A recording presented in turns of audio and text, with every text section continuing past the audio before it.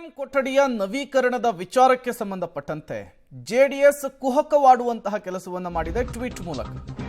ವಿಧಾನಸೌಧದ ಸಿಎಂ ಕೊಠಡಿ ನವೀಕರಣಕ್ಕೆ ಜೆಡಿಎಸ್ ಟೀಕೆಯನ್ನ ಮಾಡಿರುವಂಥದ್ದು.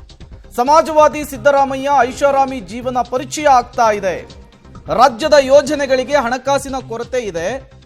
ಆದರೆ ಈ ಹೊತ್ತಿನಲ್ಲಿ ಹೈಟೆಕ್ ಟಚ್ಚು ಪ್ರೀಮಿಯಂ ಪೀಠೋಪಕರಣಗಳ ಅವಶ್ಯಕತೆ ಇತ್ತಾ ಅಂತ ಪ್ರಶ್ನೆ ಮಾಡಿದೆ.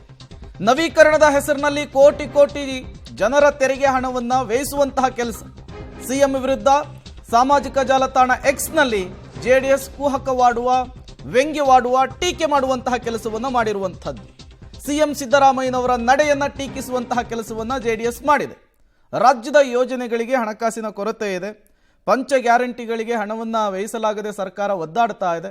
ಇಂತಹ ಸಂದರ್ಭದಲ್ಲಿ ಈ ರೀತಿಯ ಪೀಠೋಪಕರಣಗಳನ್ನು ಮಾಡೋದು ಅಥವಾ ಕೊಠಡಿಗಳನ್ನು ನವೀಕರಣ ಮಾಡುವಂತಹ ಅವಶ್ಯಕತೆ ಇತ್ತಾ ಅಂತ ಕೂಡ ಜೆಡಿಎಸ್ ಪ್ರಶ್ನೆ ಮಾಡಿರುವಂತಹದ್ದು.